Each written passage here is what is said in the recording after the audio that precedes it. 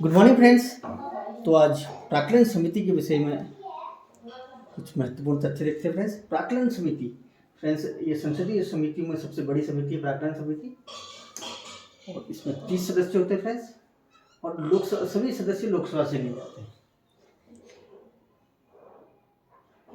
कोई भी सदस्य इसमें राज्यसभा से नहीं लिया जाता है। राज्यसभा से कोई भी सदस्य इसमें नहीं लिया जाएगा। सभी सदस्य इसके जो होंगे फ्रेंड्स लोकसभा से लिए जाएंगे। 30 सदस्य होंगे, और ये संसदीय समितियों में सबसे बड़ी समिति है। और वित्तीय समिति है फ्रेंड्स। वित्तीय समिति जो 3 समितियाँ होती है वित्तीय, उसमें एक प्रमुख समिति है, उसमें होती है लोक लेखा समिति, सरकारी उपक्रमों की समिति, तो उसी में एक होती है ये जो है प्राक्कलन समिति। तो इस समिति का कार्य है फ्रेंड्स कि कैसे सरकार के खर्चों में कमी लाई जाए, कैसे प्रशासन को उत्कृष्ट किया जाए, कैसे कार्यकुशलता बढ़ाई जाए, ये इस समिति का कार्य होता है। और फ्रेंड्स, इस समिति की जो प्रतिवेदन है संसद में, इसमें बहस नहीं होती है, और वर्ष भर अपना कार्य करते रहती है समिति। मई से प्रारंभ होकर 1 वर्ष का इनका कार्य, 1 वर्ष के लिए चुने जाते हैं सभी सदस्य। तो मई से प्रारंभ होकर 30 अप्रैल तक इस समिति का कार्यकाल होता है प्रत्येक वर्ष। ठीक है फ्रेंड्स। और जो इनको चुना जाता है इन सभी सदस्यों को एकल संक्रमणी अनुपातिक प्रतिनिधित्व प्रणाली से चुना जाता है।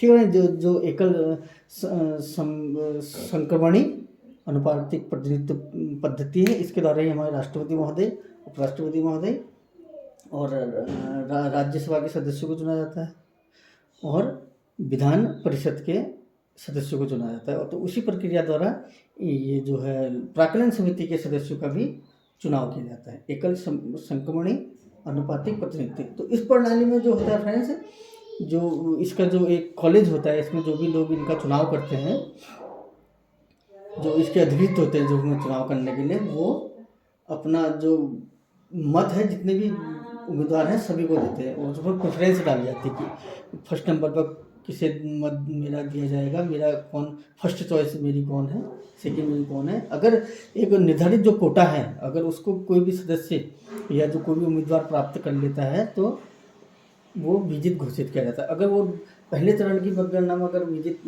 वो निर्धारित जो कोटा है उसे प्राप्त नहीं कर पाता है तो दूसरे चरण की मतगणना करी जाती है। लेकिन जो कोटा निर्धारित है उसे प्राप्त करना आवश्यक होता है, उसके बिना इसमें जीत घोषित नहीं की जाती किसी भी उम्मीदवार।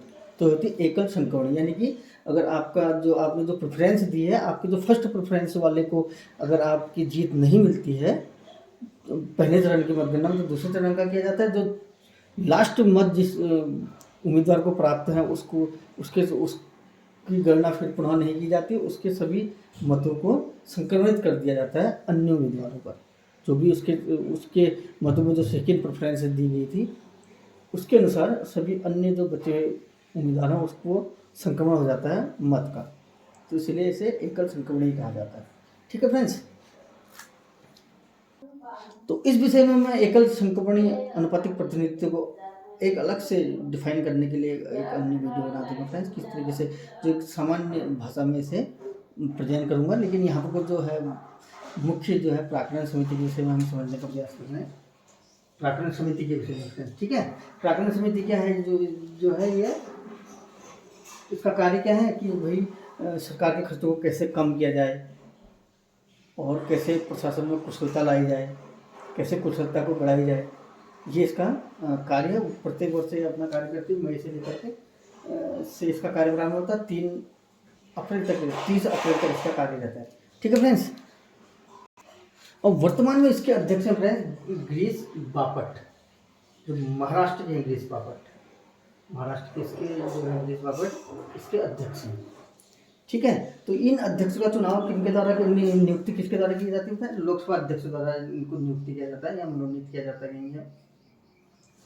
लोकसभा अध्यक्ष द्वारा इनको मनोनीत किया जाता है। तो गिरीश बापट है, महाराष्ट्र के हैं। तो फ्रेंड्स गिरीश मतलब होता है फ्रेंड्स भगवान, यानी पहाड़ों का भगवान, या भाषणों का भगवान भी इन्हें कहा जाता है, या पहाड़ों का भगवान जो इनका शाब्दिक अर्थ है। और गिरीश में फ्रेंड्स जो संधि होगी क्या होगी, गिरी धन ईश, ठीक है। गिरी माने पर्वत, ईश माने भगवान, यानी कि गिरी धन ईश, इनकी जो होगी संधि विच्छेद होगा, ठीक है फ्रेंड्स। जो हमारा अध्ययन का जो जो डायमेंशन होना चाहिए, जो हमारा दृष्टिकोण होना चाहिए, इस प्रकार का होना चाहिए कि कोई भी जो है प्रश्न माइंड मस्तिष्क में न रहे, अब सभी चीज़ क्लियर हो, संबंधित अध्ययन से संबंधित, ठीक है। तो यहाँ पर हमने ये भी देख लिया कि गिरीश बापट इसके जो है अध्यक्ष हैं, जो कहाँ से हैं, महाराष्ट्र से हैं, और इनको नियुक्त या मनोनीत किनके द्वारा किया जाता है, शायद यहाँ पर मनोनीत शब्द यहाँ पर को आता है, मनोनीत यानी कि इनको मनोनीत तो करते हैं, वो कौन करते हैं, लोकसभा अध्यक्ष, मनोनीत शब्द यहाँ पर आएगा, इनके द्वारा इनको मनोनीत किया जाता है। अगर वो लोकसभा का उपाध्यक्ष भी इस समिति में है, क्योंकि सभी के सभी सदस्य कहाँ से फ्रेंड्स, लोकसभा के हैं 30 के 30 सदस्य, और इसकी एक विशेषता ये भी है, इसमें कोई भी सदस्य फ्रेंड्स राज्यसभा से नहीं है, ठीक है। इस समिति में कोई भी सदस्य राज्यसभा से नहीं है, और सभी सदस्य 30 के 30 कहाँ से हैं, लोकसभा से है। तो इसकी विशेषता होगी, ऐसी कोई कौन सी समिति जिसमें कोई भी सदस्य नहीं है, तो वो राज्यसभा से, प्राक्कलन समिति, और सबसे बड़ी समिति संसदीय समिति, वो भी प्राक्कलन, वैसे भी इसका नाम भी बड़ा ही है प्राक्कलन, ये इस तरीके से आप इसे रिलेट कर सकते हैं, प्राक्कलन समिति। तो फ्रेंड्स इस समिति के कार्य क्या है, प्राक्कलन समिति के, सरकार के खर्चों में कैसे कमी लाई जाए, कमी लाना, सरकार के खर्चों में कमी लाना, उस पर विचार देना, ठीक है, और उसका प्रतिवेदन देना कि कैसे सरकार के खर्चों में कमी लाई जाए, संगठन में कुशलता कैसे लाई जाए, और प्रशासन में सुधार कैसे सुधार किया जाएगा और क्या सुधार होने चाहिए, ठीक है। सदन में इस पर बहस नहीं होती इसके प्राक्कलन समिति का, और ये अपना दृष्टिकोण सदन में वर्ष भर रखती है, वर्ष भर, इसके सदन कार्यकाल क्या है, 1 वर्ष है ना फ्रेंड्स, तो वर्ष भर अपना प्रतिवेदन रखती है, मई से लेकर के 30 अप्रैल तक इसका कार्यकाल होता है। तो हमने क्या देखा फ्रेंड्स, जो है इसमें 30 सदस्य होते हैं प्राक्कलन समिति में, और सबसे बड़ी समिति है ये संसदीय, और वित्तीय समिति है, क्योंकि जो वित्तीय समिति, लोक लेखा समिति और सरकारी उपक्रमों की जो समिति है, उसके अतिरिक्त जो एक इसमें क्या है, प्राक्कलन समिति, और सभी सदस्य हैं लोकसभा से फ्रेंड्स। और इनका चयन कैसे होगा, अनुपातिक प्रतिनिधित्व एकल संक्रमणी प्रणाली के द्वारा। जो अनुपातिक प्रतिनिधित्व क्या होता है कि फ्रेंड्स जो है इनको अधिक वोट प्राप्त कर लिए करके विजेता घोषित नहीं किया जाएगा, एक कोटा इसमें निर्धारित किया जाता है, जितने भी सदस्य हैं, जितने उनको जितने मत हैं, टोटल जितने माना 50 मत हैं, तो 50 बट्टा जितने चुने जाने हैं वो +1 से उसे डिवाइड किया जाएगा, और उसमें +1 ऐड किया जाएगा, यानी कि मत, जितने मत हैं, मतों की संख्या, यानी जितने वोट डाले जाने हैं, और जितने सीट जीतनी है, सीटों की संख्या +1 और +1, ये इसमें कोटा इसमें प्राप्त करना होता है।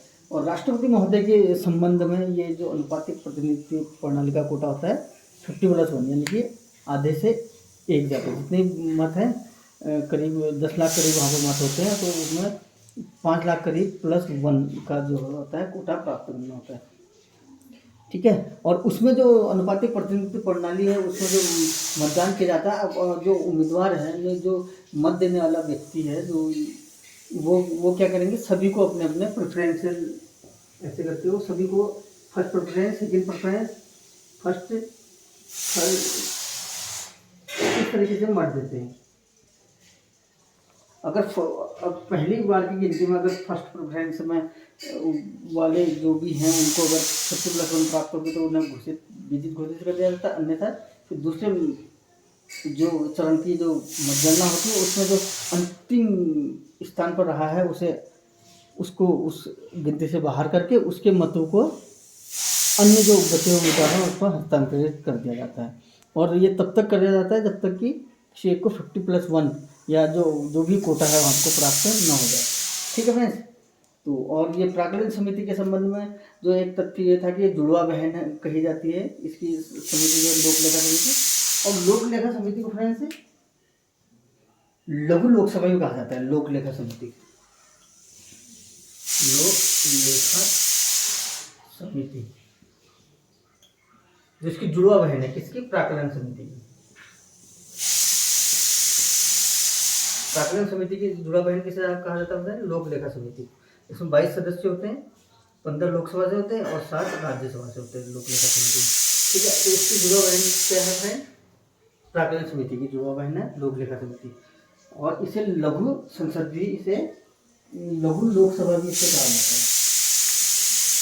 प्राकलन ये लोक लेखा समिति को लघु लोकसभा भी कहा जाता है, लघु लोकसभा।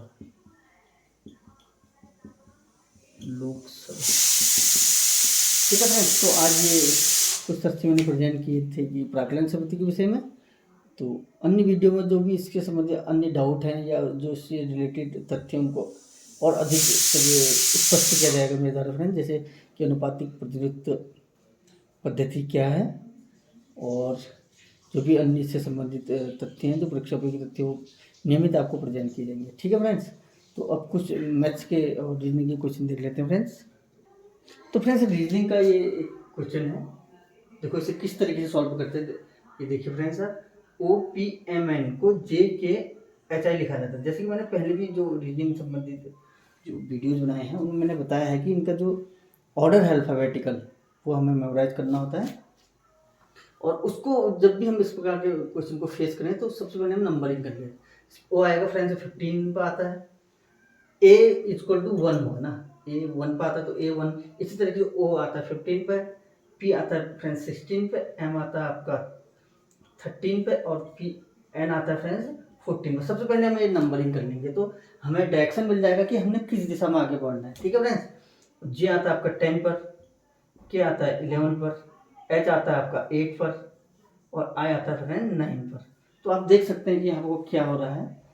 ये देखिए फ्रेंड्स, इससे हम अगर 5 माइनस कर दें तो J आ जाएगा, और इससे 5 माइनस करें, 16 से 5 माइनस करें तो 11। देखो इसमें 5 -5 हो रहे हैं, -5। और उसी क्रम में जैसे फर्स्ट को -5 किया तो ये आ गया फर्स्ट पोजीशन, सेकंड को -5 किया तो सेकंड पोजीशन, थर्ड को -5 किया तो थर्ड पोजीशन।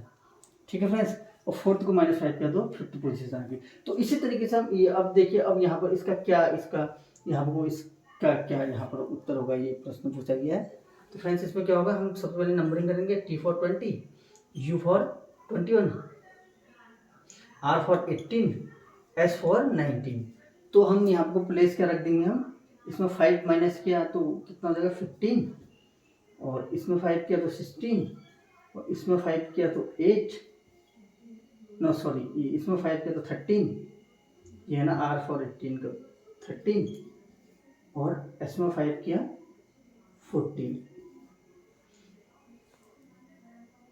ठीक है फ्रेंड्स, तो यहाँ पर क्या आएगा फ्रेंड, O P और N, तो इसका OPMN इसका आंसर हो जाएगा। तो फ्रेंड्स, एक जो इस प्रकार के जो भी प्रश्न होते हैं तो इसका सबसे अधिक जो पूछा जाता है इसी डायरेक्शन में प्रश्न पूछा जाता है, और हमें इनका अल्फ़ाबेटिकल ऑर्डर दे करके हम उनको समझ सकते हैं कि हम ज्ञात कर सकते हैं कि हमें किस दिशा में बढ़ना है, और उसी तरीके से इस प्रकार के प्रश्नों को हम उसमें इनको रख करके इनके अल्फ़ाबेटिकल ऑर्डर को रख करके उत्तर को ज्ञात कर सकते हैं। ठीक है फ्रेंड्स, तो नेक्स्ट देखते हैं। तो एक नेक्स्ट प्रॉब्लम है फ्रेंड्स, एक प्रश्न है। तो इसमें ये जो दिए गए हैं ये बॉक्सेज में सभी नंबर से दिए गए हैं। तो अब हमने निकालना है कि क्वेश्चन मार्क की जगह पर क्या आएगा। ठीक है फ्रेंड्स, क्वेश्चन मार्क की जगह पर क्या आएगा हमने। तो देखिए फ्रेंड्स, हमें इस तरीके के जब भी प्रश्न हम फेस करें तो उसमें देखिए कोई स्क्वायर तो नहीं है। तो देखिए हम यहाँ पर देख सकते हैं कि 49 और 36 स्क्वायर है। ये 7 का स्क्वायर है, ये 4 का है, ये 4 का है, ये 6 का है। ठीक है फ्रेंड्स, और ये 2 का है और ये भी स्क्वायर है। अब हम इसमें कुछ ही दिशाएं होती है, या तो हम इसको ऐड करके देख लें और फिर किसी पर्टिकुलर नंबर से डिवाइड कर लें, या इससे ऐड करें फिर पर्टिकुलर नंबर से डिवाइड कर लें। ठीक है, और इनके हम स्क्वायर रूट निकाल लें, इनके स्क्वायर रूट निकाल के देख लें कि क्या इसमें जो है ये नंबर क्या परिवर्तन करके आ रहे हैं। तो ये इसका 6 हुआ फ्रेंड्स, इसका 7, तो इसको हमने 6 6 जा 36, इसका स्क्वायर रूट 6, इसका 7, तो इसको ऐड कर दिया तो फ्रेंड्स हमें क्या मिल गया 30, और इसका स्क्वायर रूट क्या हुआ फ्रेंड्स 4, 4 और ये क्या हुआ 2, 4 + 2 ये हमें मिल गया 6। तो यहाँ पर क्या आ रहा है फ्रेंड्स, यहाँ पर कोई 16 आ रहा है, तो इसका तो 5 है, हमें यहाँ पर 6 आ रहा है, सॉरी 6 आ रहा है, तो ये हमें यहाँ पर एक 1 चाहिए, तो हमको 1 ही आएगा। तो 1 का स्क्वायर रूट क्या होगा 1, 5 + 1 यानी 6। तो इस प्रकार के प्रश्नों में हमें इस तरीके से आगे बढ़ना होता है कि भाई स्क्वायर तो नहीं है, स्क्वायर रूट उनके निकाल के कुछ उनमें चेंज करके उनको ऐड करके या उनको मल्टीप्लाई करके तो नेक्स्ट कोई संख्या प्राप्त नहीं हो रही है, या अगर स्क्वायर रूट वाला नहीं है तो इनको जोड़ के तो नहीं आ रहा है, इनको जोड़ के तो नहीं आ रहा है, इनको जोड़ के या तीनों को जोड़ के किसी पर्टिकुलर नंबर से डिवाइड करके तो जो यहाँ की संख्या कुछ कॉमन नहीं आ रहा है, इस तरीके से। तो एक डायमेंशन इसका ये भी होगा, जब भी आप इसका प्रकार फेस करें तो आप ये सोचेंगे कहीं ऐसा तो नहीं है। ठीक है फ्रेंड्स। तो फ्रेंड्स आज अपने मुख्य रूप से देखेंगे प्राक्कलन समिति। प्राक्कलन समिति क्या होती है? ये समिति जो है एक वित्तीय समिति है, संसदीय समिति है, और जो 3 वित्तीय समितियां हैं संसद में उसमें सबसे बड़ी समिति है, और वैसे भी यह संसदीय समिति में भी सबसे बड़ी समिति है। और इसमें 30 सदस्य होते हैं, सभी सदस्य लोकसभा के होते हैं, कोई भी सदस्य इसमें राज्यसभा से नहीं होता। अनुपातिक प्रतिनिधित्व एकल संक्रमणी मत द्वारा इनका चुनाव होता है, 1 वर्ष के इनका कार्यकाल होता है। और इसकी जो ध्रुवा बहन कहलाती है फ्रेंड्स, वो कहलाती है लोकलेखा समिति, लोकलेखा समिति। ठीक है फ्रेंड्स, ये आज हमने सीखा लोकलेखा समिति इसकी ध्रुवा बहन कहलाई जाती है। और लोकलेखा समिति को फ्रेंड्स लघु लोकसभा भी कहा जाता है, ये भी एक महत्वपूर्ण तथ्य फ्रेंड्स। ठीक है, और जो है ये कार्य क्या करती है, तो ये अप्रैल से मई से कार्य करती है, 1 वर्ष के लिए 30 अप्रैल तक ये समिति। ठीक है, और एक टर्म इसमें आया था कि इसके अध्यक्ष महोदय फ्रेंड्स, तो इसके अध्यक्ष महोदय लोकसभा अध्यक्ष, जो लोकसभा के अध्यक्ष होते हैं उनके द्वारा उनको मनोनीत किया जाता है। कहीं कहीं पर शब्द नियुक्ति भी आ रहा है, नियुक्ति किया जाता है, मनोनीत किया जाता है। तो फ्रेंड्स इस शब्द को भी मैं आगे क्लियर करूंगा। वैसे जो अभी तक मुझे अध्ययन से प्राप्त हुआ है कि ये लोकसभा अध्यक्ष महोदय द्वारा, लोकसभा अध्यक्ष महोदय द्वारा, जो भी ओम प्रकाश बिरला जी हैं उनके द्वारा ये इनको मनोनीत किया जाता है, जो प्राक्कलन समिति के अध्यक्ष है। तो वर्ष भर अपना कार्य करती है, ये इसका कार्यकाल है मई से 30 अप्रैल तक।